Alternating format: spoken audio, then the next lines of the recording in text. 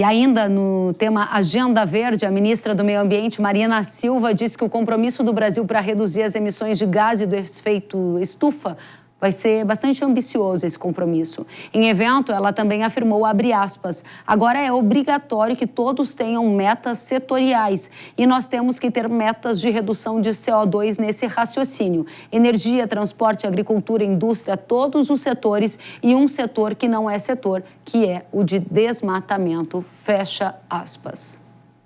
Será que a agricultura vai pagar pela emissão de CO2? É isso que se entende da fala da ministra do Meio Ambiente? Daniel Vargas, professor da Fundação Getúlio Vargas, está conosco para analisar esse assunto. Professor Daniel, seja muito bem-vindo. Eu já começo com a primeira pergunta para você. Uma meta de redução de CO2 para a agricultura, como defendeu a ministra, significa o que na prática, hein? Oi, Kellen. Um prazer voltar a falar com você. Bom, significa um conjunto de coisas, Kellen. A primeira delas é a seguinte. Uma NDC, que é esse compromisso que o país estabelece, pode ter formas diferentes. A absoluta maioria dos países do mundo, desde o Acordo de Paris em 2015, adotou NDCs condicionadas, predominantemente. Em outras palavras, nós vamos cumprir um conjunto de objetivos ambientais desde que o mundo nos ajude a financiar, transfira tecnologia ou que o nosso país se desenvolva. O Brasil optou por um caminho diverso. Nós vamos cumprir com um conjunto de objetivos climáticos, aconteça o que acontecer.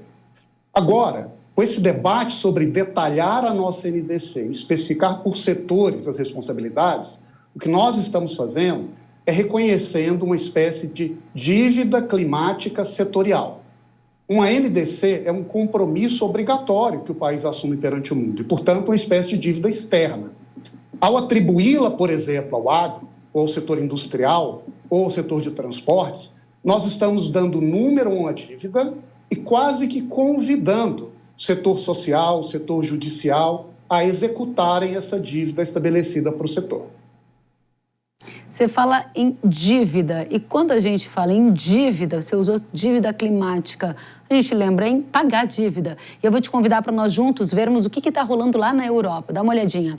O principal cientista climático da União Europeia, ele disse ao jornal Financial Times que o bloco europeu não vai atingir as metas climáticas se não forçar o setor agrícola a pagar pelas emissões de gases de efeito estufa. Segundo ele, seria, abre aspas, quase impossível atingir a meta proposta pela Comissão Europeia sem uma taxação.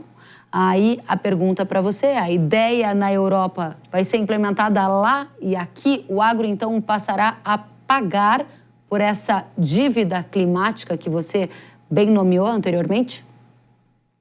Olha, Kelly, sinceramente eu espero que não.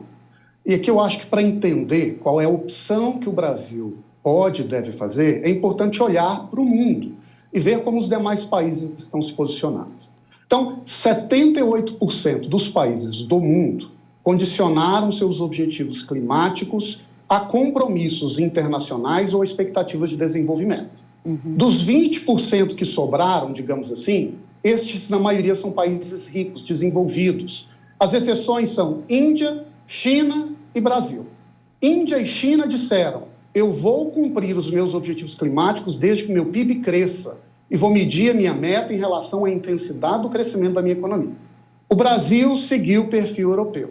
Vamos fazer o objetivo climático a qualquer custo.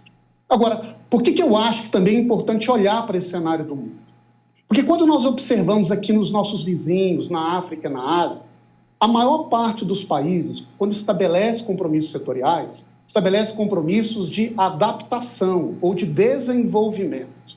E é muito interessante ver como isso é feito. Então, se eu observar, por exemplo, o que é feito na Bolívia, a Bolívia diz, eu vou reduzir meu desmatamento em 80% até 2030. E, para isso, 40% eu me compromisso com esforço próprio, 60% desde que o mundo me ajude. E para isso eu irei cumprir metas de garantir saneamento básico para todas as pessoas, aumentar a produção em 60%, aumentar a produtividade em 50%, assegurar saúde para as pessoas. E, portanto, que nós precisamos entender de que forma nosso compromisso climático será visto como parte de um compromisso de desenvolvimento sustentável. A opção que a Europa fez foi uma opção particular, que, aliás, como você mencionou, nem eles estão cumprindo. Não parece que é sábio ou inteligente para nós, um país com todos os ativos verdes que temos, seguirmos esse roteiro. Professor, para fechar o raciocínio que você coloca para a gente, a nossa audiência deve estar perguntando, e de toda essa discussão, quando essa conta pode chegar para mim? Ou seja, quando a ministra do Meio Ambiente, que diz que os setores devem pagar pelas emissões, ela não usou esse termo, sou eu que estou usando, isso é algo de curto prazo? Que tipo de ações você vê aí no radar ainda para 24 ou 25? Bom, o que a ministra tem sugerido é que ela vai aumentar a ambição da meta brasileira. Então, um país que já possui uma das mais ambiciosas metas do planeta, se não a mais ambiciosa de todo o planeta, irá aumentar ainda mais esse compromisso e agora estabelecer como ele se divide para setores. Qual a tendência? A tendência é que, à medida em que o prazo dessa dívida chegue próximo do vencimento, e ele é 2030, as ações de cobrança no judiciário podem chegar. Aliás, apenas no ano passado, 230 ações climáticas registradas foram protocoladas no mundo. O Brasil já é um dos centros da litigância ambiental. É mais uma semente fertilizante para isso. Além do que, Kelly, o que tem acontecido é que o setor financeiro começa a incorporar essas dívidas no seu cálculo do dinheiro. Quem deve mais, pega dinheiro mais caro. Se o Brasil é um país que estabelece uma meta mais elevada, também significa que nós podemos ser punidos na hora de captar o dinheiro para financiar a nossa produção. Interessantíssimo raciocínio que você desenvolve aqui. Certamente você voltará outras vezes para aprofundar essa situação para a nossa audiência. Daniel Vargas, que é professor da Fundação Getúlio Vargas, sempre muito bem-vindo. Volte sempre, professor. Obrigado, Kelly. Um prazer. Até a próxima.